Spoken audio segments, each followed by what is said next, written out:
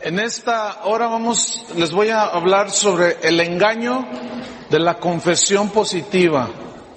Uno de los engaños más usados en estos últimos años por gente que es muy evidente que la codicia es la que los mueve, usan el engaño de la confesión positiva para la recaudación de fondos para supuestamente el ministerio.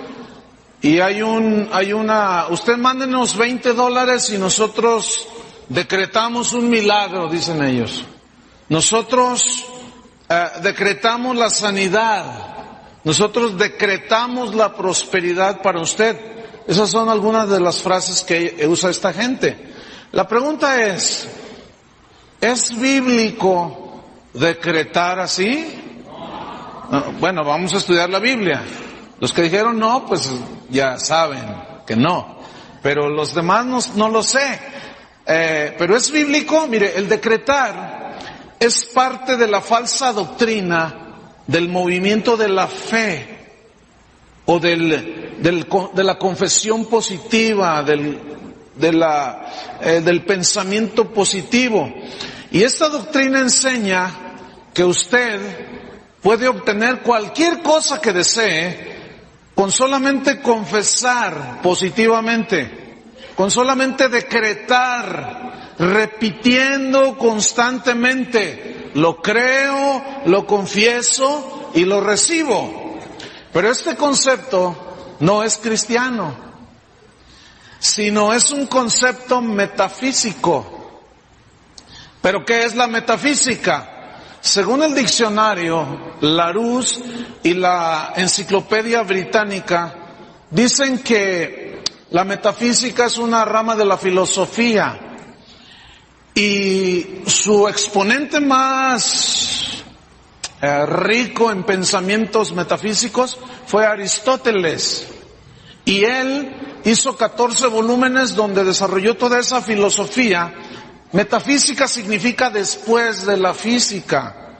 Y yo decía que el diccionario dice que es una rama de la filosofía, escuchen, que estudia los principios más elevados del pensamiento humano. Estudia los principios más elevados de la existencia humana.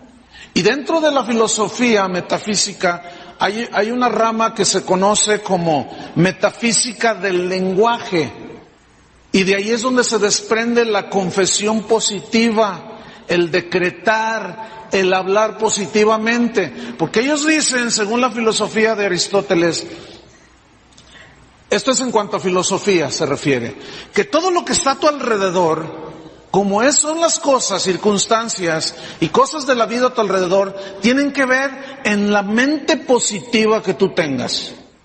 En el hablar positivamente. Si en tu mente está y en tu boca está, yo soy un hombre de éxito, soy un hombre de éxito, según la metafísica, con el simple hecho de confesarlo, ya eres un hombre de éxito. El asunto es que fue precisamente en los años 80 cuando se introdujo dentro del cristianismo este concepto filosófico por un pastor coreano llamado Paul Yonggi Cho. Y él escribió un libro que se llamó La Cuarta Dimensión. Y ahí él expuso su pensamiento filosófico metafísico. Y él hablaba del pensamiento positivo, de la mente positiva. Posteriormente, en el correr de los años, esta enseñanza pues fue introduciéndose dentro del cristianismo.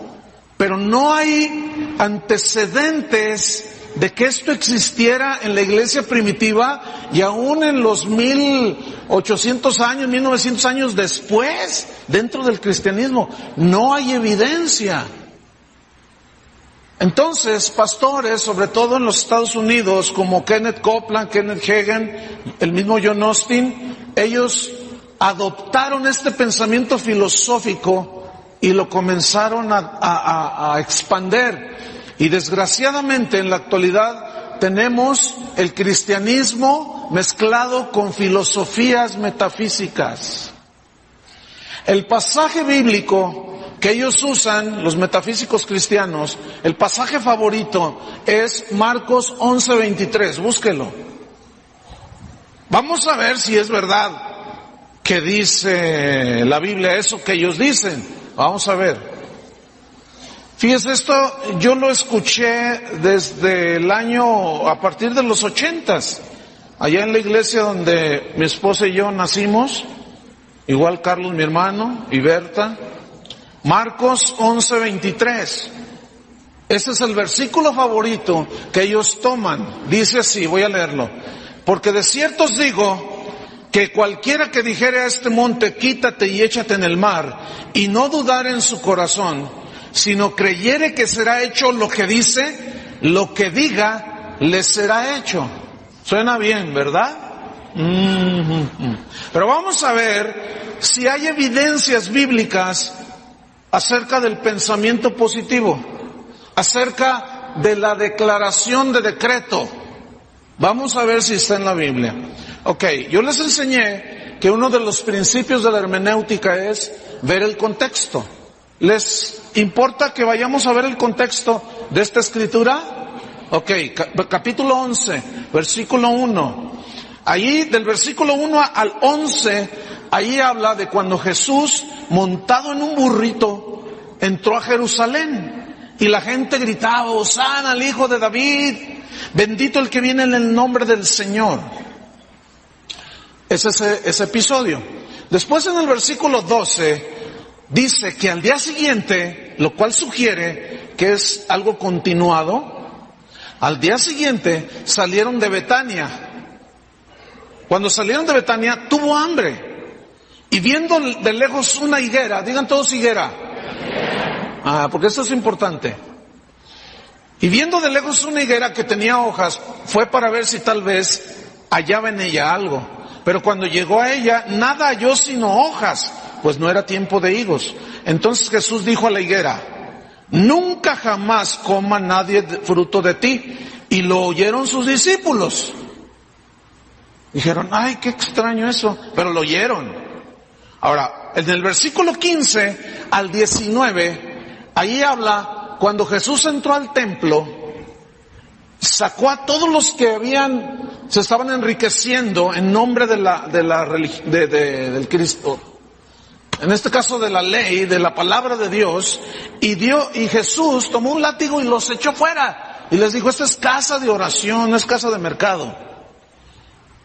Y luego, en el versículo 20, yo estoy resumiendo, pero en el versículo 20, dice, y pasando por la mañana, o sea, fue esa noche, la siguiente mañana, y luego la siguiente mañana. Versículo 20, vieron que la higuera se había secado desde las raíces. Entonces Pedro, acercándose, le dijo, maestro, mira, la higuera que maldijiste se ha secado. Versículo 22, respondiendo Jesús les dijo, tened fe en Dios. Digan todos, tened fe en Dios. Eso les dijo Jesús. Ellos le dicen, la higuera se secó, tengan fe en Dios. ¿Qué les estaba enseñando en ese momento? Versículo 23, porque de cierto os digo, que cualquiera que dijere a este monte, quítate y échate en el mar, y no dudar en su corazón, sino creyere que será hecho lo que dice, lo que diga le será hecho. ¿De qué creen ustedes que les está enseñando Jesús? ¿Acerca de qué? ¿Del confesar positivo? No. Les está enseñando de tener fe en Dios y que cuando le pidan a Él, todo lo que salga de su boca, no lo duden. Si ustedes creen que Dios los está escuchando, todo lo que ustedes digan les será hecho. La prueba y el contexto nos lo confirma. Versículo 24. Por tanto, os digo que todo lo que pidiereis, y la confesión positiva no es oración, es afirmación. Yo digo, lo creo y lo recibo. Decreto esto, decreto aquello, digo aquello, y no es oración. Orando, creed que lo recibiréis y os vendrá. Otra prueba de que está hablando acerca de la oración y que cuando ores tengas fe en Dios, para que lo que tú le pidas, si no dudas, tú lo recibas. Otra prueba es el mismo contexto, versículo 25. Y cuando estéis orando, ¿cuando estéis qué? Orando. ¿Qué es orar? ¿Hablar con Dios? Y esta doctrina agrede una de las joyas más preciosas que tiene el cristiano, oración. ¿Por qué agrede? ¿Porque hace a un lado a Dios? Si yo lo que confieso y lo que digo eso se hace, ¿para qué necesito a Dios? Me la paso decretando y confesando y diciendo y todo lo tengo y lo recibo. Entonces agrede una de las joyas más preciosas que tenemos los cristianos, la oración, la comunión con Dios. Pero dice entonces, y cuando estéis orando, perdonad, si tenéis algo contra alguno, para que también vuestro Padre que está en los cielos os perdone a vosotros vuestras ofensas. Porque si vosotros no perdonáis, tampoco vuestro Padre que está en los cielos os perdonará vuestras ofensas. Entonces, ese es el contexto. Aquí ese versículo entonces enseña que cualquier cosa que yo digo ya lo traigo al mundo visible. No. Está hablando de la oración. Ahora bien, la Biblia enseña claramente las condiciones para que nuestras oraciones sean contestadas. Vamos a la Biblia. Juan capítulo 15, versículo 7. Juan 15, 7. Voy a leer. Dice así, está hablando Jesús. Si permanecéis en mí y mis palabras permanecen en vosotros, escucha bien, si permanecéis en Aristóteles, si permanecéis en lo que dice el pastor, si permanecéis en lo que dice, ¿a quién está Carlos? Eso que está más cerquita. No. Jesús dice, si permanecen en mí, en Cristo. Y luego añade, Jesús mismo, y mis palabras. ¿Dónde están sus palabras? Aquí. Levanten toda su Biblia. Y mis palabras permanecen en vosotros. ¿Qué dice Jesús? Pedid. ¿Qué es pedir? No dice decretar. No dice confesar, ¿verdad que no dice? Dice pedid, y eso es oración. Pero luego dice, pedid todo lo que queréis y os será hecho. Pedid todo lo que queréis y os será hecho. Ok, fíjense qué promesa de Jesús. El punto es que todo lo que pedís está sujeto a su voluntad, si Él lo quiere hacer para ti o no lo quiere hacer. Si te quiere responder o no. Prueba bíblica, Primera de Juan, capítulo 5, vamos allí. Primera de Juan, capítulo 5, versículo número 13. Voy a leer. Estas cosas os he escrito a vosotros que creéis, eso es fe. Yo les pregunto, ¿cuántos creen? Bueno, entonces para nosotros, estas cosas, para los que creen. Para los que creéis en el nombre del Hijo de Dios, para que sepáis que tenéis vida eterna y para que creáis, tengan fe en el nombre del Hijo de Dios. Escuchen, 14. Y esta es la confianza que tenemos en Él, que si pedimos, digan todos pedimos. Eso es parte de la oración, la petición. ¿Están de acuerdo? No dice si confesamos, establecemos, si decretamos. No, dice si pedimos alguna cosa, escuchen, conforme a su voluntad. Entonces, ¿cómo está el asunto? Si yo permanezco en Cristo y sus palabras permanecen en mí, ¿pido todo lo que quiero? Sí. Y yo os lo haré. Pero luego, la misma Biblia nos dice, pidan, esa es la confianza que tenemos, que Él nos oye. Pero si pedimos conforme a su voluntad, porque a veces no pedimos conforme a su voluntad. Yo me imagino al Señor esperando que tú estés orando, algo así como, Señor, cámbiame. Ayúdame a ser un mejor hombre para tratar mejor a mi esposa. Ayúdame a ya no ser tan enojón, Señor, ayúdame. Esa oración está esperando el Señor. ¿Tú crees que esa sea conforme a su voluntad? Pero no le salimos con, Señor, tengo fe en tu poder para que me des unos palitos de golf. Y el Señor no va a hacer. Ahora vamos a Santiago, capítulo 4, versículo 3. Santiago 4:3, un poquito atrás, unas cuantas páginas. Santiago 4, versículo número, vamos desde al 3, fíjense lo que dice ahí. Pedís y no recibís. Ah, caray. A ver, pedís y no recibís. Porque pedís mal para gastar en vuestros deleites. Estamos tomando todo el contexto de la Biblia. Ok.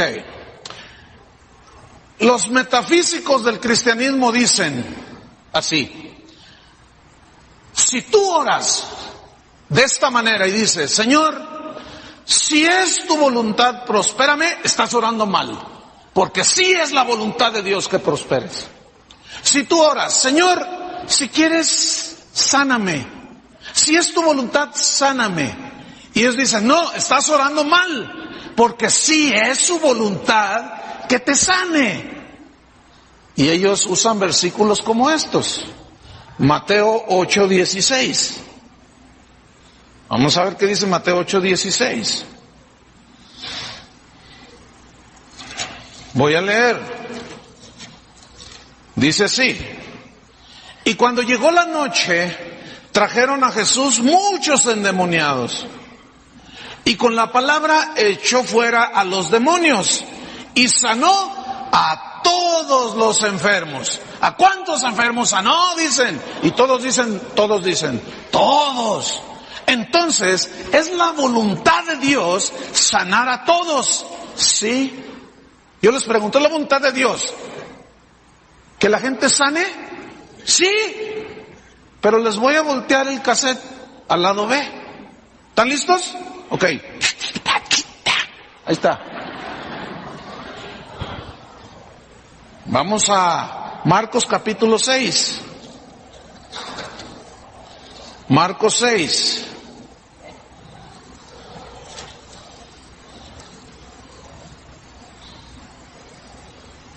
Versículo número 4.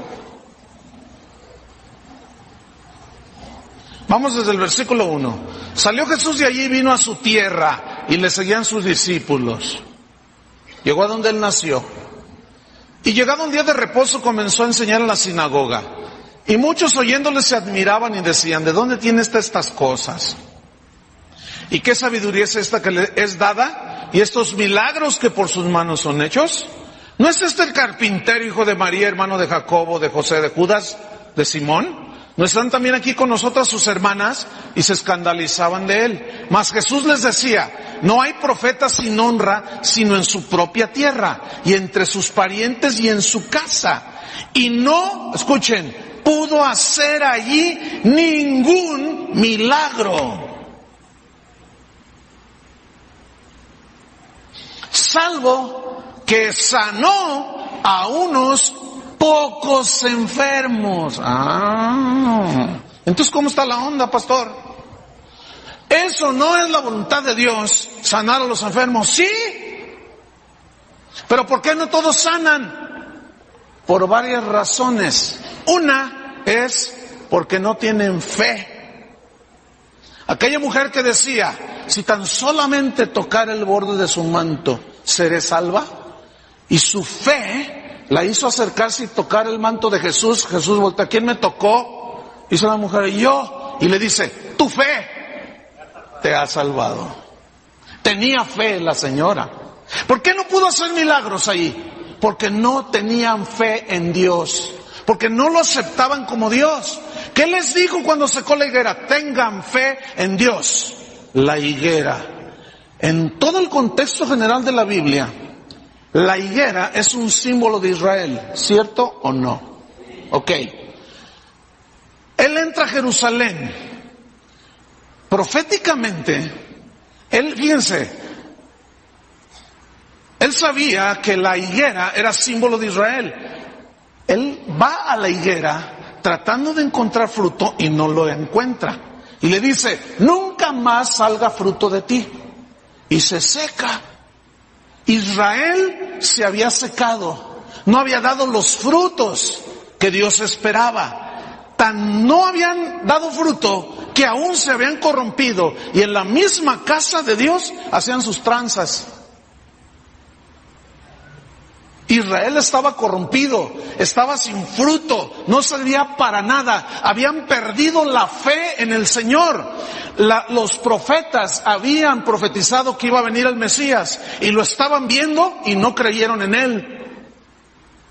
Y cuando se seca la higuera, en lugar de decirles cualquier otra cosa, les dice, tengan fe en Dios. Israel había perdido la fe y esta gente usada por doctrinas de demonios nos quiere hacer perder la fe. ¿Lo vas a permitir? No. Yo no, al menos en lo que respecta a mi persona, no. Pero como pastor me es responsabilidad enseñarles a ustedes y prevenirles. Esa doctrina ataca la oración. Porque si yo decreto, digo y confieso positivamente y hablo y recibo, ¿para qué quiero a Dios? Eso es lo mismo que dice Walter Mercado. Visualízate, véanlo, escúchenlo. ¿Por qué? Porque son metafísicos, mas no son cristianos.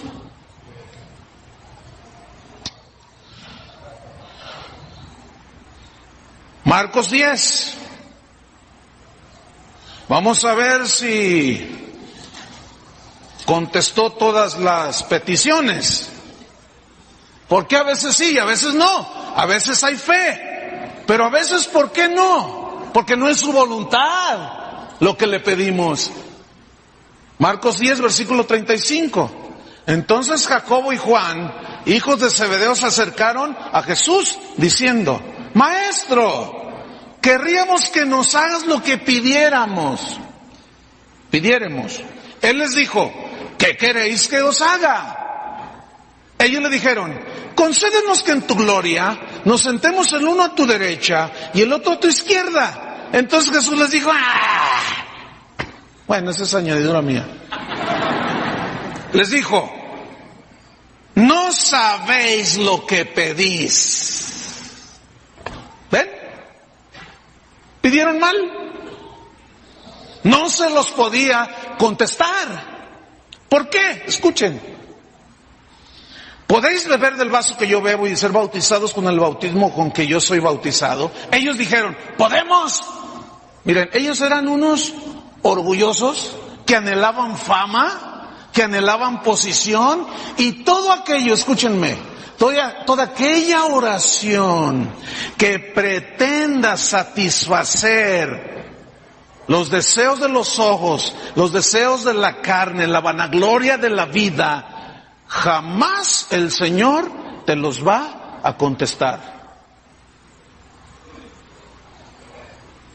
¿Escucharon? Porque no es su voluntad. Este es un ejemplo. Ellos le dijeron, podemos, a la verdad, claro que sí. Versículo 40, pero él dice, ustedes van a ser bautizados con el bautismo que yo soy bautizado. Pero el sentaros a mi derecha y a mi izquierda no es mío darlo, sino aquellos para quienes está preparado. Ya estaban asignados los lugares. No les pudo contestar la petición que les hizo. ¿Por qué? Porque no eras la voluntad de Dios ahí. ¿Están entendiendo? Ahora, vamos a un ejemplo en la Biblia, en la vida de San Pablo. Vamos a 2 de Corintios. Vamos a explicar un poco más. 2 de Corintios capítulo 12. Y aquí vamos a estudiar.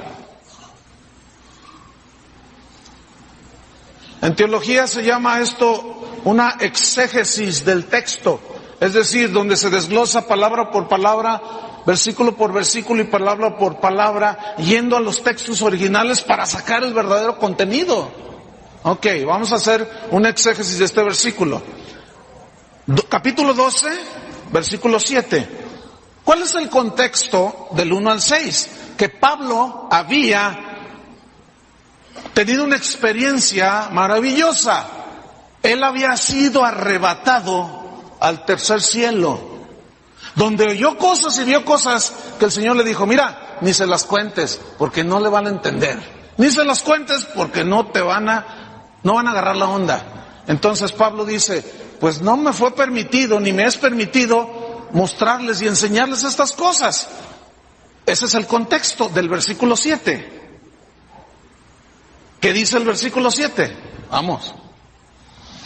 Y para que la grandeza de las revelaciones no me exaltasen desmedidamente, orgullo espiritual, por haber tenido una experiencia maravillosa de haber ido a la misma habitación de Dios. Fíjate, San Pablo dice, yo tenía la tendencia a enorgullecerme porque visité el tercer cielo. Algunos apenas hablan en lengua y ya están orgullosos, soberbios. Yo hablo en lenguas. Es que saben una cosa, el orgullo espiritual es lo más tonto que pueda haber, porque de nosotros no es nada. ¿De qué enorgullecerse? Si todo es de Él, todo nos es dado por gracia, por medio de la fe, porque creemos en Él. Pero Pablo dice, y para que no se me subiera el orgullo desmedidamente, para que no porque ese fue el pecado de Satanás, el orgullo. Dice, me fue dado un aguijón en mi carne, un mensajero de Satanás que me abofetee, para que no me enaltezca sobremanera. Ok. Digan todos un aguijón. Me fue dado un aguijón en la carne. Aguijón en el griego, skolop, significa vara puntiaguda, como una estaca para fijar algo. Pero figurativamente, según el diccionario griego, significa discapacidad corporal. Es decir, una vara puntiaguda que penetra alguna parte del cuerpo y te discapacita corporalmente. Ya no funcionas en tus dos brazos, con tus dos ojos, tus dos oídos, tus dos piernas, con todo tu cuerpo y entonces entras en una situación de discapacidad. Estás disminuido físicamente. ¿Estamos? Ok. Un aguijón en la carne. Gálatas 4, está enseguida, luego de Corintios. Vamos a ver esto. Gálatas 4, versículo 13. Yo quiero que pongan atención a la lectura. Dice, pues vosotros sabéis, escuchen, que a causa de una enfermedad en el cuerpo, ¿se enfermaba o no se enfermaba? A ver, entonces, ¿cómo está ese rollo de que los cristianos no se enferman? ¿De dónde salió eso? San Pablo dice, ¿quién enferma y yo no enfermo? Santiago dice, ¿hay alguno enfermo entre vosotros? Llame a los ancianos de la iglesia y únjale con aceite en el nombre del Señor, oren por él y la oración de fe sanará al enfermo. No dicen, confiesen, no tengo nada. No dice así. O así dice. ¿Verdad que no dice? No, ni siquiera se asoma levemente. a lo que han dicho estos metafísicos del cristianismo. No, entonces, ¿qué dice Pablo? Yo les prediqué el evangelio a causa de una enfermedad, es decir, yo estaba enfermo en el cuerpo. Sigo leyendo. A causa de una enfermedad del cuerpo, os anuncié el evangelio al principio. 14. Y no me despreciasteis ni desechasteis por la prueba que tenía en mi cuerpo. Y hermano, ahí habla del cuerpo físico, no está hablando simbólicamente. Y entramos ya en la metafísica. No. Como algo espúreo que anda por allí flotando en el aire, algo abstracto. No, eso es metafísica, hermanos. Escuchen. No, estaba enfermo en el cuerpo. Pero esta gente dice, no, es que los cristianos no se enferman. Si se enferman es porque andan mal, cometieron pecado. Porque ciertamente Él llevó nuestras enfermedades y sufrió nuestros dolores. Y el castigo de nuestra paz fue sobre Él, y por su llaga fuimos nosotros curados, dicen. ¿Es verdad? Pero entonces, ¿por qué Pablo se enfermó? A ver, vamos a estudiar. ¿Por qué algunos sanan y otros no sanan? No sé cuántos de ustedes habrán oído de Kathryn Kuhlman. Bueno, esa señora fue una evangelista en los años 80 del siglo pasado, obviamente. Y ella era tan usada por Dios. Yo recuerdo haber visto videos donde ponía sus manos sobre paralíticos que estaban en sillas de ruedas y ¡pum!, se levantaban y brincaban, y una de milagros. Y era una cosa impresionante, hermano. Murió de cáncer. Pero escúcheme bien. Según sus crónicas de ella y sus biógrafos, decían que antes de subir a ministrar a la plataforma para orar por la gente, ella estaba ya en un cuarto atrás, orando y diciendo, Señor, mira, yo no entiendo por qué pongo mis manos en los cancerosos y se sanan, y yo tengo cáncer. Si yo tengo fe para que me quites el cáncer, ¿por qué? Mira, Señor, no me interesa saber la razón. Yo saldré y pondré mis manos y la gente sanará. Y dice la historia y las crónicas y las biografías que ella salía enferma de cáncer y ponía sus manos sobre los enfermos de cáncer. Dice que le empezaron a abundar estos enfermos y sanaban, y sanaban, y sanaban, y sanaban, y ella se murió. Explícame eso. Sí, hay una explicación. Por supuesto que la hay en la Biblia.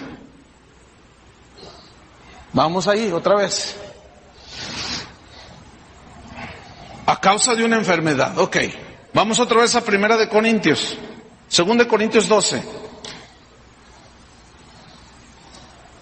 Ya, y para que no se me subiera el orgullo, me fue dado. ¿Me fue dado qué? Un aguijón. Me fue dado. Digan todos dado. Me fue dado. Ahora, ¿quién da? Una persona, ¿no? Porque es un verbo. ¿Sí? ¿Quién le dio a Pablo el aguijón? A ver, yo les voy a... ¿La Virgen María? ¿Juan Diego? ¿Quién fue? Algunos dicen Satanás, otros dicen Dios. Miren, hermanos, esta gente metafísica, ellos niegan que Dios haga lo que hizo con Job, lo que hizo con Jonás, lo que hizo con Pablo. Y ellos dicen que Dios no puede enviar nada de esas cosas a sus hijos. Eso dicen ellos. Pero la Biblia dice que Dios le dio permiso a Satanás para que tocara a Job. ¿Cierto o no? Es decir, Satanás no puede hacer nada si Dios no se lo permite. ¿Prueba bíblica? Pedro, dime Señor, dime. Y yo me imagino al Señor ahí comiéndose una manzana. Satanás me pidió permiso porque te quiere zarandear como a trigo. Y yo le di permiso. ¿Cómo la ves? ¿Qué? No, yo hasta la muerte te seguiré y doy mi vida. Mira, Satanás me pidió permiso, le di permiso y te va a poner una. Pero yo he rogado que tu fe, ¿que qué? Que tu fe no falte. Y le puso una. ¿Pero quién le dio permiso? Entonces Satanás no puede hacer nada si Dios no lo permite. Acuérdense que Dios es bien sabio. Y Él sabe hacer las cosas con sabiduría. Jonás desobedeció a Dios. Ve a predicar, no voy. Y huyó de la presencia de Dios. Se subió a un barco y mientras iba el barco se levanta una tempestad terrible. Y todos me preguntan, ¿por qué? Y él sale, por mi culpa. Por mis... Pero si ustedes me tiran al mar, el agua embravecida se aquietará. Y lo agarraron a la 1, a las 2 y a las 3. Y vino la bonanza. Y luego dice, pero Jehová tenía preparado un gran pez. ¿Quién? ¿Quién tenía preparado el gran pez? Pero esta gente dice que no, que Dios es amor, que Dios no puede hacer eso con tus hijos. Yo te pregunto, si uno de tus hijos, los que están creciendo, hace una travesura, dice algo que no está bien, ¿no te los hurtes? ¿No le das con una vara? Díganlo. ¿Qué padre es aquel al que su hijo no disciplina? ¿Ah? Y esa gente dice, Dios no castiga. Digo, ¿en cuál Dios crees? Pues. Y la Biblia no dice eso. En 1 Corintios capítulo 10, ahí dice, estas cosas se escribieron para nuestro ejemplo. Se escribieron para nuestra amonestación, para los que hemos alcanzado los fines de los siglos, y eso somos nosotros, para que no forniquemos ni tentemos al Señor, ni no perezcáis como ellos perecieron en el desierto. ¿Castiga a Dios o no el pecado todavía?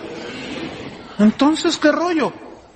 No, pero como ellos tienen su mente tan positiva, ellos no creen en nada negativo. ¿Ven? Ok, un mensajero de Satanás, un ángel, mensajero es la palabra ángelos, ágelos, de donde se traduce o se viene la palabra ángel, que es mensajero. Pero luego dice, me fue dado un aguijón en la carne, un mensajero de Satanás, escuchen, que me abofetee. Y aquí la palabra abofetear viene del griego colafiso, que significa literalmente golpear con el puño cerrado. Ahora escúcheme bien, cuando alguien quiere golpear a alguien, se quiere descontar a alguien, cierra el puño. ¿A dónde va el golpe? En el casi 100% de las veces. ¿Hacia dónde va el golpe? ¿Hacia la rodilla? ¿Hacia aquí en el estómago? No. ¿A dónde va el golpe? A la cara. Ahora, donde te den un puñetazo, un golpe con la mano cerrada, con el puño cerrado, en cualquier parte de la cara que te peguen, ¿dónde repercute que te dieron un golpe? En los ojos. ¿Sí o no? Cualquier golpe que te den por aquí, por acá, acá, de este lado, los ojos. ¿Qué tenía Pablo en los ojos?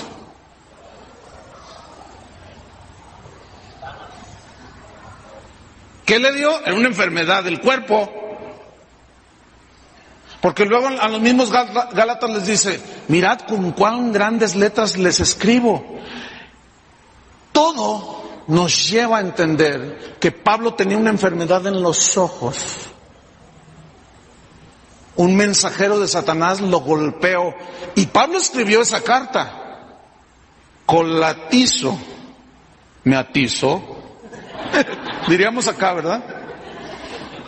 Me golpeó, me abofeteó. ¿Y dónde se abofetea? En la cara. ¿Dónde tenía su enfermedad? Le clavó una estaca, lo golpeó. Algo tenía San Pablo en sus ojos. Una enfermedad. ¿Qué más dice? Versículo 8, aquí entra lo bueno. Respecto de lo cual he decretado 3 veces. ¿Así dice? A ver, déjeme ver, porque se me hace que me equivoqué. Leí la Biblia metafísica, perdón. Respecto, ¿qué es respecto? O sea, de eso que tengo en los ojos. He confesado positivamente 3 veces. ¿Así dice? No, dice he rogado. Digan todos rogado. Del griego parakaleo, que significa invocar, implorar, orar y llamar. ¿Se acuerdan que Jesús, hablando de la oración, dijo, el que llama se le abrirá? Pues yo he llamado 3 veces, he orado 3 veces, he invocado 3 veces. Y díganme una cosa, ¿Pablo tenía fe? Yo le aseguro que tenía más fe que cualquiera de los que estamos aquí, que cualquier metafísico actual, porque él era un hombre de fe. Reprendió demonios, echó fuera demonios, sanaba enfermos, pero de pronto él estaba enfermo y rogó 3 veces. Yo le aseguro que su oración era con fe. He rogado 3 veces, Señor, quítalo de mí. Señor, sáname. No dice en qué tiempo hizo estas 3 rogativas, pero yo le aseguro que fueron, porque se traduce por implorar, era una aclamación, una rogativa hasta desesperada. Eso es lo que quiere decir el griego original. Por lo cual he rogado 3 veces que lo quite de mí, y me ha dicho. ¿Quién le dijo? ¿Juan Diego? ¿La Virgen María? ¿Quién le dijo? Dios. Entonces, ¿a quién oró? A Dios. Ahora, yo quiero que noten, en ningún espacio de lo que estamos leyendo se asoma siquiera, no tengo nada por fe. No tengo nada, no tengo nada, no tengo nada. ¿Se asoma algo así? Como aquel caso que estábamos en la casa de ustedes, en una comida de pastores que yo invité a algunos, estamos comiendo, estamos en la sobremesa y está una pareja, 2 parejas enfrente de mi esposa y mío. Y de pronto ella se desvanece, ¡pum! Y todos, ¡ay! Vamos a orar, vamos. Entonces su esposo, yo dije, vamos a ver un médico, vamos a llevarla. Entonces dice, no, vamos a orar. ¿O no tienen fe? No, sí, vamos a orar. Y oramos. Y medio se compuso. Con alcoholito. Ay, todo ya medio se compuso, ¿no? La hermanita. Y luego le digo, oye, ¿qué tienes, ¿Estás enferma? Te reprendo, Satanás, me dice. Y yo le dije, mírame bien. Soy Chuy Olivares, yo no soy Satanás. Le dije, ¿estás enferma? Cancelo tus palabras. Ato esa declaración y no la recibo. Y otra vez, se desvanece. Y ahí vamos otra vez. Y otra vez medio se alivianó la señora. Y dice la esposa de otro pastor que está ahí a un lado, dice, es que tiene diabetes. Te reprendo, Satanás, dice, yo no tengo nada, yo confieso que no tengo nada, yo soy sana, yo no tengo nada, no tengo nada. Porque yo lo creo, lo confieso y lo afirmo. Por sus llagas yo fui sanada, no tengo nada. Entonces, como no tiene nada, Dios no sana de nada. Imagínate que vas al médico porque te duele algo. ¿Qué siente? Nada, por fe. Bueno, mire, fíjese, hasta el puro sentido, esto, escúcheme, agrede aún la inteligencia y la razón, hermano. ¿Sí o no? Mire, hasta chistes han hecho de eso. ¿Se cuenta? De un predicador que cayó al infierno, llegó al infierno y ay, todo, qué calientito está aquí. Y de pronto por la pierna izquierda del infierno, el otro entró por la pierna derecha del infierno y el otro por la pierna izquierda. Alguien dijo que la pierna derecha y la izquierda del infierno. Bueno, les digo que hay cada rollo total. Y entra el otro por la pierna izquierda del infierno. Y de pronto se miran. ¡Ey! Dice, yo lo conozco. Y el otro decía, yo lo conozco. Oye, ¿que tú no eres predicador? ¡Ey! ¿Que tú no eres pastor? Y dice, sí, los dos dicen, sí.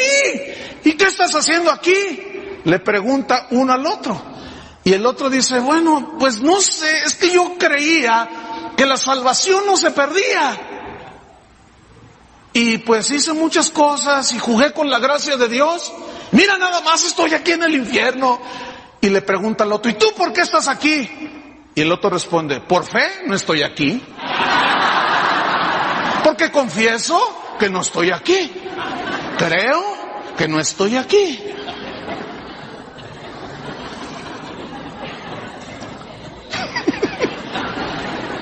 Sigan confesando sus rollos. Dejen a un lado al Señor y se van a ir al infierno. Y se van a encontrar a unos metafísicos allá abajo por hacer a un lado a Dios. ¿Me están entendiendo? Eso es una ofensa a Dios, esa doctrina, hermanos. Porque salió de mentes de pensamiento elevado como Aristóteles, pero no salvan. Vamos al texto. Respecto a rogado 3 veces me ha dicho, bástate mi gracia. Bástate. O sea, confórmate con mi gracia. Aquí gracia es la capacidad de soportar cualquier situación. Estoy enfermo, Señor. Ya no me pidas. Bástate mi gracia. Yo te voy a capacitar para que en medio de tu debilidad y enfermedad, tú tengas fuerza. Porque mi poder, le está diciendo Jesús aquí, digan todos poder. Esta palabra viene del griego dunamis o dunamis, que de ahí es donde viene la palabra dinamita. Poder, pero significa capacidad para llevar a cabo cualquier cosa. Ahora hagamos una reflexión. ¿Cómo les predicó Pablo a los Gálatas? ¿Cómo estaba? Enfermo. Pero ¿de dónde sacó fuerzas para viajar hasta Galacia enfermo y predicarles el Evangelio? Del poder de Dios, que es la capacidad para hacer cualquier cosa. ¿Están entendiendo? Ok. Me ha dicho, bástate mi gracia, porque mi poder se perfecciona. Digan todos, se perfecciona. Viene del griego teleio, que significa completar, consumar, escuchen, en el carácter. A ver si les cae. ¿Por qué Dios no le contestó su oración por 3 veces para ser sano? ¿Por qué? Aquí es el otro lado del cassette también. ¿Por qué? Porque Dios estaba tratando con su carácter. Y para que las grandezas de las revelaciones no me enaltecieran sobremanera, me fue dado un aguijón que me traspasó, un mensajero de Satanás que me abofeteó y me pegó ahí una cosa horrible en los ojos. Pero yo he rogado y el Señor me ha dicho, no, bástate mi gracia, confórmate con la capacidad para soportar en medio de esa situación. Esa es la gracia de Dios. Es la gracia capacitadora. Es como esto. Tú vas a un velorio y estás allí. Se murió un hombre y ves a la viuda, que la gente llega y la abraza y ella, hasta con una sonrisa en los labios y a veces ella consolando a los demás, y luego tú estás allí mirando la escena y ves a tu marido junto a ti y ves al marido de la otra señora tendido ahí en un féretro. Entonces tú ves a tu viejo, ¿no? Y dices, ay Señor, si se muere mi viejo, me muero con él, me muero con él. ¿Qué haría sin él? No sé, me volvería loca. Bueno, dices eso porque no tienes la gracia en ese momento. Pero no les va a gustar lo que les voy a decir. Un día la vas a necesitar porque el viejo se va a morir. ¿Entienden? Es como esto. Hay una boda bien bonita aquí, se casó Philly y Anita. Termino de predicar uno de mis mejores sermones, yo iba contento, y entra una llamada. Usted, señor Olivares, sí, su hijo se está muriendo en la Cruz Verde. Tiene que venir ya. Tuvo un accidente. Yo cierro el teléfono. Un segundo antes yo no necesitaba la gracia. Porque Dios nunca te va a suplir una necesidad que no tienes. Pero cuando tengas la necesidad, Dios te va a dar su gracia. Pero esta viene ¿cómo? Por fe. Pero ¿qué es lo que hacemos siempre? Nos quejamos, lloramos. Algunos maldicen a Dios, otros castigan a Dios. Pues ya no voy, dicen. Ya no voy. Ya no voy. Como si le hicieras un favor a Dios. Entonces voy con mi esposa y le digo, oye, hablaron de que nuestro hijo se está muriendo. Y yo diciendo dentro de mí, Señor, pues dale la gracia. Entonces ella recibe la noticia y nos subimos al carro. Le digo, ¿estás dispuesta a lo que sea? Y me dijo, sí. Y había una paz que cuando llegamos ahí, esto lo supe yo después, el del seguro de la camioneta donde se volcaron, le comentó a algunas personas que después me comentaron, oye, ese es el papá de uno de los que se accidentaron, ese es el dueño de la camioneta donde iban, o sea, yo. Dice, quiero hablar con él, pero no sé qué me da, es que está muy raro ese señor. Así dijo. Y dije, ¿cómo raro? Tiene su esposa y sus hijos. No, eso ya fue de mi cosecha. No hagan caso, bórrale ahí, bórrale. No, dices que parece como que no pasó nada. El hombre anda como si nada. ¿Qué fue? La gracia capacitadora. Ahora, yo podía hacer otras cosas. Yo soy el pastor, ¿y por qué a mí? Y empiezo con mis rollos. ¿Entiende? Eso es duda. Eso es falta de fe. Y quiero decirle que Pablo tenía fe. Y por nada y para nada se asoma, ni siquiera, esa doctrina metafísica del pensamiento y la confesión positiva. Jamás. ¿La ve por allí? No está. ¿Qué más? Porque mi poder se perfecciona en tu carácter. Porque tienes una debilidad, Pablo, se te quiere subir y yo voy a tratar contigo. ¿Cómo la ves? Ay, ¿sabe dónde es donde yo he tenido los encuentros más tremendos con Dios? Donde he recibido no sé, bueno, entiendo un poquito por qué sucede eso. ¿Sabe dónde es donde yo he tenido el entendimiento más claro así de la voluntad de Dios y de la Escritura? Cuando estoy tirado en la cama. Y luego el Señor me habla y yo a veces le he dicho, Señor, no necesitas tumbarme en la cama. Y claro, los metafísicos dirán, es que Dios no te tumba. Entonces, ¿quién tumbó a Jonás, pues? Entonces, ¿quién tumbó a Job? ¡Fue el diablo! Sí, pero Dios le dio permiso, hombre. ¿Están entendiendo? Entonces yo le digo, Señor, no tienes que tumbarme. Dice, a veces tengo que hacerlo porque andas ahí como para todos lados. Y yo te he estado hablando y no me escucha. Entonces así, mira, tiradito, ahí te puedo hablar bien y tratar contigo. ¿Saben que eso es exactamente lo que hace un pastor que tiene ovejas naturales? O sea, ovejitas. Ahí anda la ovejita, y se sale del rebaño y luego va ahí con la vara y le dice, órale, métase, porque se la traga el lobo. La ovejilla ahí, ay sí, yo ya sé valerme por mí misma. Y se vuelve a salir del rebaño la ovejita. Y el pastor la ve, y ahí va con la vara otra vez, que se meta, órale, y le da, y se mete otra vez. Pero luego se vuelve a salir. Y el pastor en lo natural dice, ni modo, la agarra, la toma en sus brazos. Esto sucede con las chiquitas, las recién nacidas, son los que andan, que no saben ni qué nada, no saben nada, no saben de sujeción, no saben de autoridad, y ahí andan. Entonces la agarra la ovejita, la toma de la patita, y le dice, mira, por tu bien. ¿Sabe qué hace el pastor? Le quiebra la patita. De veras, hermano. Y la ovejita, piensa la ovejita, ¿por qué a mí? ¿Por qué a mí? Le empieza a decir. Y el pastor le dice, mira, es por tu bien, es por tu bien. Después agarra una venda y le acomoda la patita y se la venda. Y la trae aquí junto a su corazón. Y la trae aquí y anda pastoreando las demás ovejas. Y la otra está ahí dolidita, débil, ahí le duele la patita para que aprenda. ¿Y qué dijo el Señor que somos nosotros?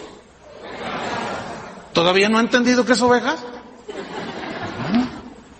Entonces, ¿qué más dice? Porque mi poder se perfecciona, ¿en dónde? En la debilidad. Y aquí viene del griego aseneia, que significa debilidad del cuerpo y de la mente. Y dice el diccionario, por implicación, significa enfermedad. Cuando alguien se enferma, ¿qué sucede con su cuerpo y su fuerza mental aún? ¿No se debilita? Cuando te da una diarrea impresionante, ¿cómo amaneces? Todo así.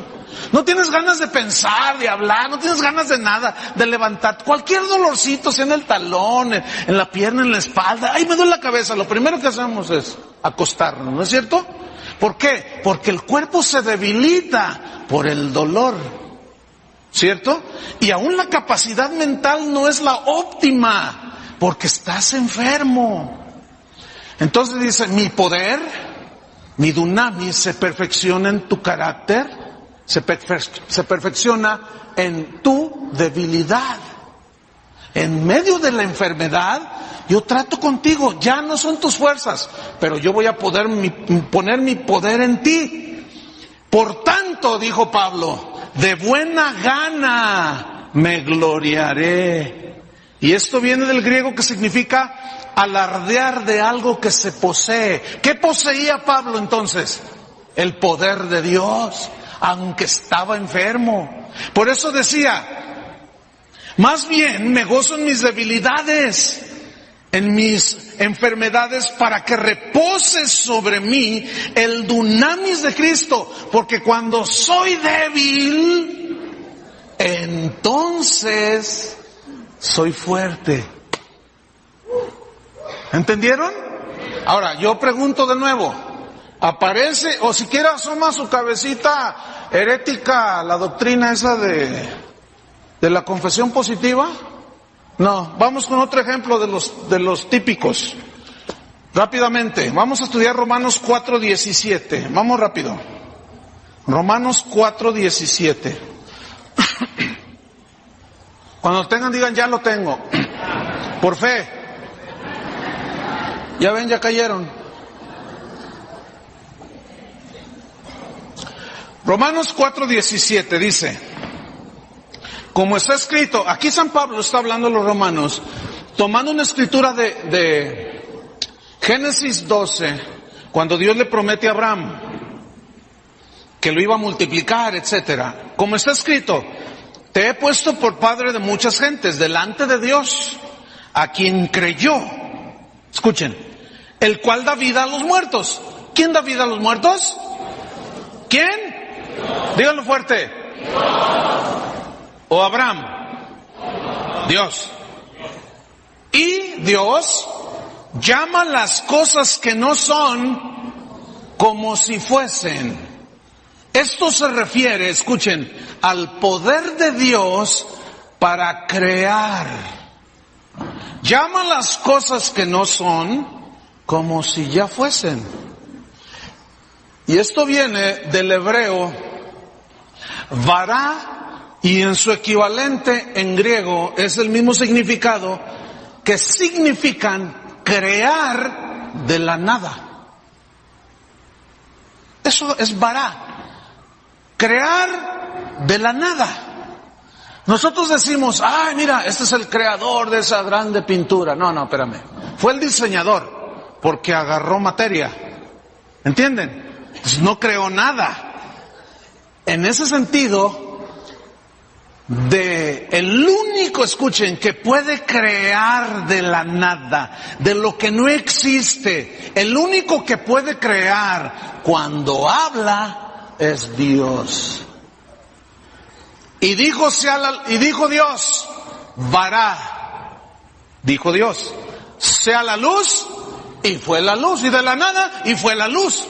Esa capacidad, ese poder solamente lo tiene Dios.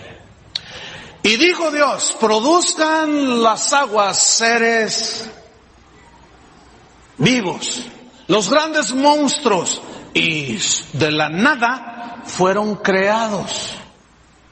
Y dijo Dios, produzca la tierra semillas, plantas según su género, y den semilla y árboles frutales. Y de la nada nacieron. ¿Quién fue primero? ¿El huevo o la gallina? Pues la gallina. ¿Y de dónde salió si sale de un huevo? De la nada. Escuchen, dice el Salmo 33:8, no lo busquen, dice: teman delante de Dios todos los habitantes del mundo, porque Él dijo y fue creado. Y ese creado es vará, fue creado de la nada. No había nada cuando Dios dijo. Pregunto, ¿a quién, rayos y centellas, se le ocurrió decir que tú y yo llamáramos las cosas que no son como si fuesen, si solamente Dios puede hacerlo? Esa es una herejía, hermanos. ¿Entienden? ¿Todo de dónde sale? De una mala interpretación de la Biblia. Porque solo Dios puede decir y llamar las cosas que no son como si fuesen. Pero tú y yo, ¿qué somos, hermano? ¿Ah? Pedimos y pedimos mal. Por eso Jesús dijo, tengan fe en Dios. Y no me salgan con sus rollos de que yo confieso y declaro que, luego no, hombre, el asunto ese de que todo lo que pisara la planta de tu pie será tuyo. Eso tiene su contexto. Un hermano ayer me platicaba sin saber que yo iba a hablar esto. Dice que un día iba con un hermano y que le dijo, a ver, escoge el carro que tú quieras. Había un montón de carros en la calle. Y dice, escoge el que quieras, porque la Biblia dice que todo lo que pisara la planta de tu pie será tuyo. Entonces dice, yo me le quedé viendo a los carros y me voy sobre un bolchito y le pongo el pie al bolchito. Y el otro dice, no, te falta fe. Dice, no, porque mira, si según tú dices que todo lo que pises es mío, yo nada más tengo para mantener un bolchito. Dice, pero ya está un jaguar. Dice, yo no tengo para pagar la tenencia de 30,000, 40,000 pesos de un jaguar. ¿Qué quiere decir todo lo que pise la planta de tu pie? Miren, ¿cuántos se han subido aquí a la plataforma? Es tuya, llévatela. ¿Tienen bien pisoteado aquí? Ya llévense esa alfombra. Ve al banco mañana, Bancomer. Fíjate qué ridículos somos, hermano. Y ve, y como ya pisaste el banco es tuyo, entonces tú métete a la caja y agarra un motivo. Salte con la dolariza, ven y da tus diezmos. Hermanos, ¿qué significa que toda planta, qué les había dado a los judíos? Una tierra física. ¿Sí o no? ¿Cómo aplica a nosotros? La tierra prometida para nosotros son las riquezas espirituales. ¿Y cómo es que nos apropiamos? Cuando permanecemos en Cristo. ¿Entendieron? Pero ahí andan pisando. Cuando piso una cucaracha es tuya, te la regalo.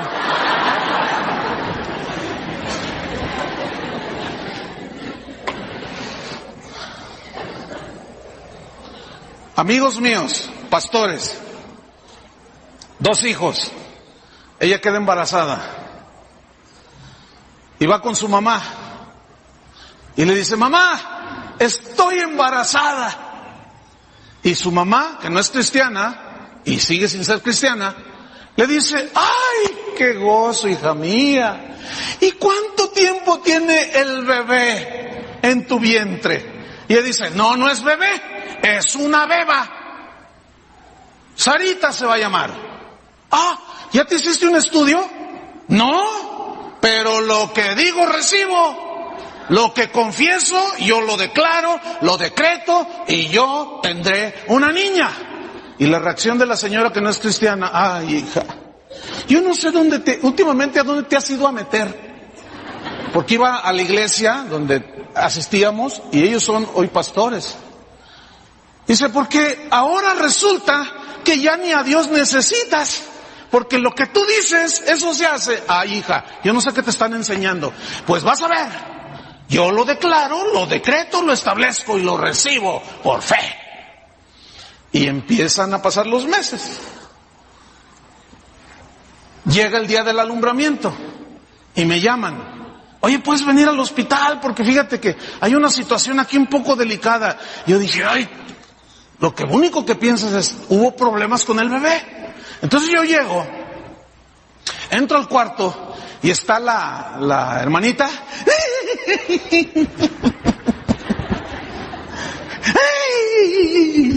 No. Y yo: órale, ¿qué onda? Y volteé a ver a su marido y estaba. Y yo dije: se murió el bebé. Pero estaba una enfermera. ¿Qué es usted de ellos? No, pues son mis amigos. Es que, ¿sabe una cosa? Es que dice, mire, ellos tuvieron este bebé con toda la carita de él y algunos rasgos de ella. Tuvo este niño la señora, pero dice que se lo cambiamos, que ella tuvo una niña. Yo le digo: no, este es su niño. Y ella: no, me lo cambió. Te reprendo, Satanás. Es que a mí Dios me dio una niña. Y la señora, la enfermera, diciendo: miren, yo voy a la dirección a ver qué pasa, a ver qué hacen aquí, si usted puede hacer algo, pero tuvo un bebé. Y él. Entonces yo le digo: ¿qué onda, mano? ¿Qué pasó? Y dice: no, ¿por qué Dios? ¿Por qué Dios? ¿Dios o los mafiosos metafísicos? ¿Ah? ¿Fue Dios? Entonces, hermanos, ¿qué onda? Pues no con lo que dices recibes. Terminamos. Santiago 4. Busquen Santiago 4. Santiago 4, versículo número 13.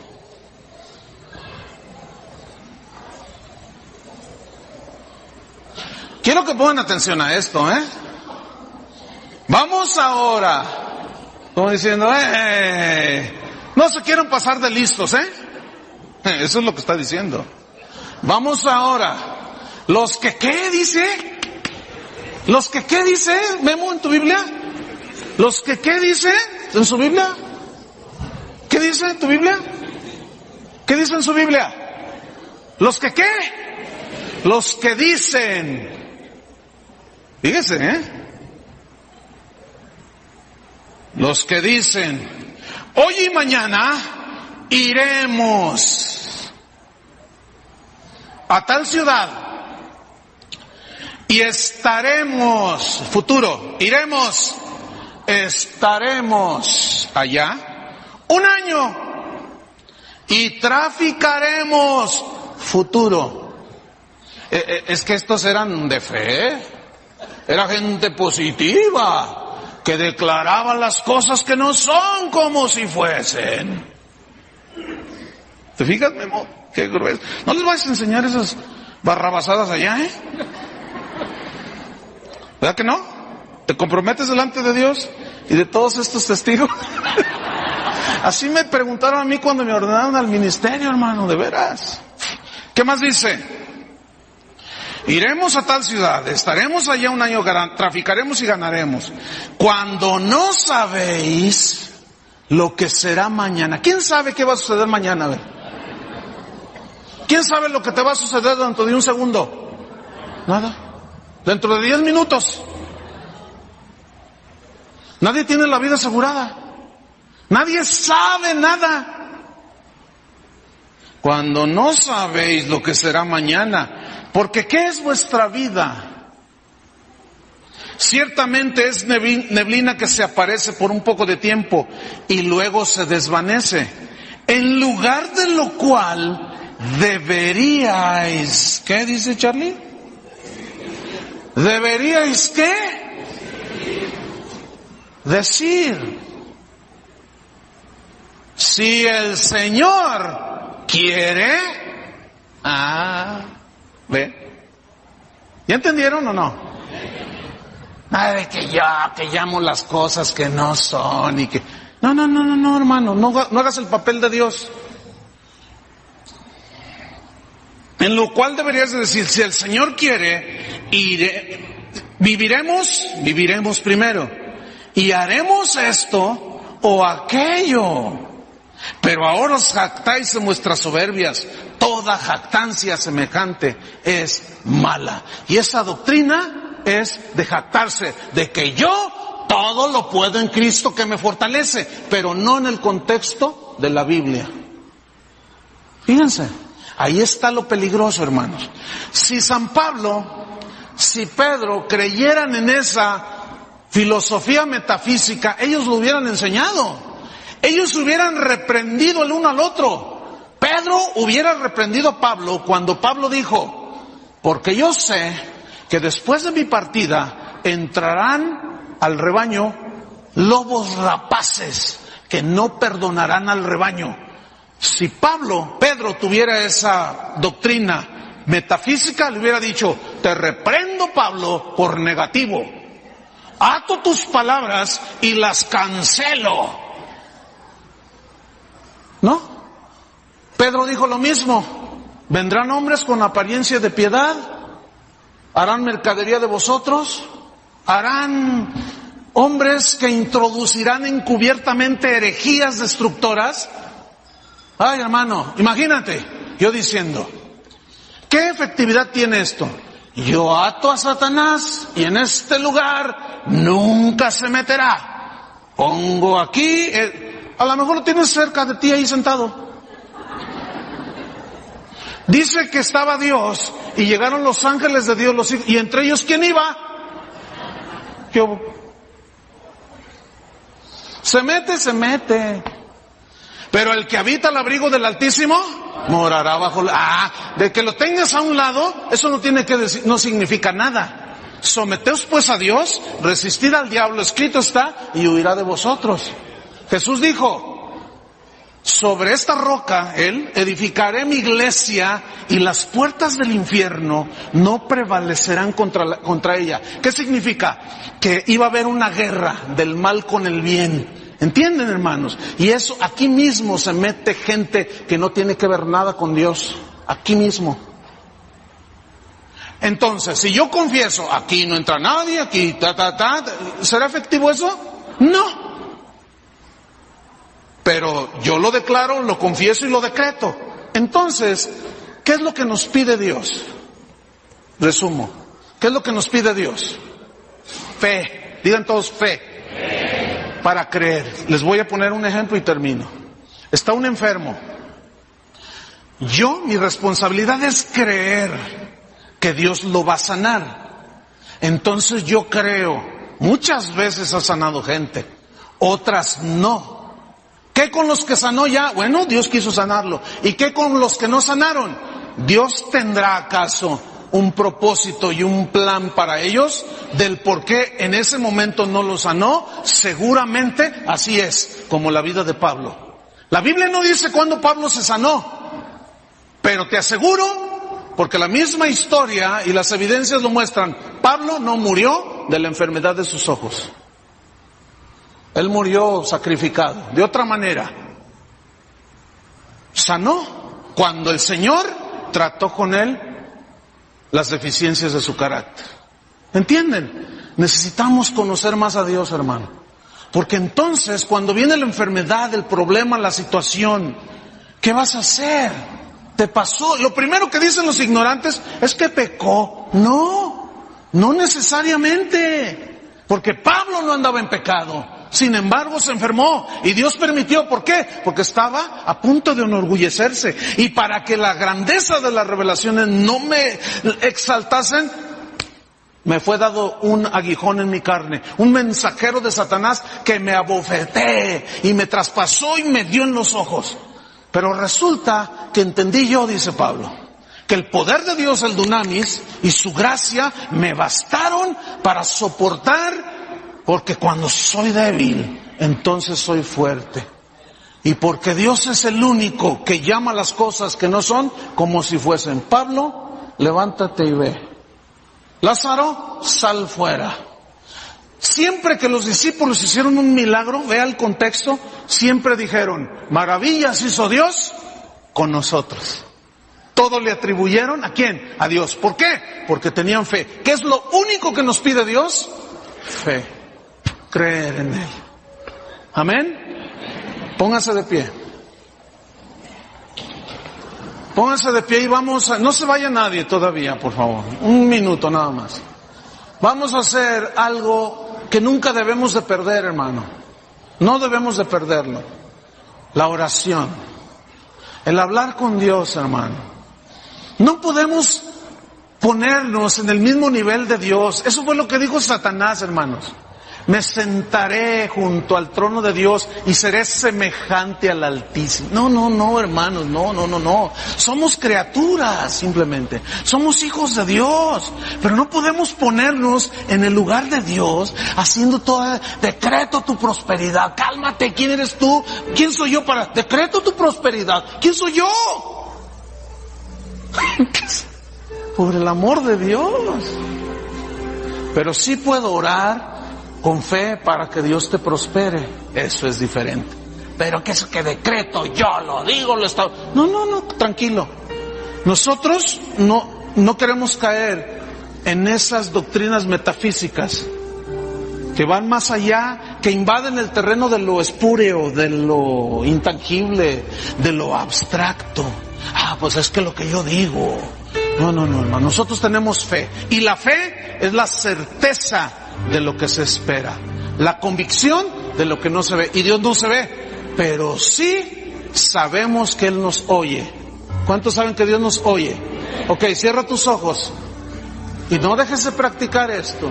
Una de las joyas preciosas de la iglesia, la oración, el comunicarte con Él. Ahora dile esta oración, dile: Señor, te doy gracias, porque lo único que me pides es fe. Y cuando yo ore, lo único que pides, el único requisito, es que yo tenga fe.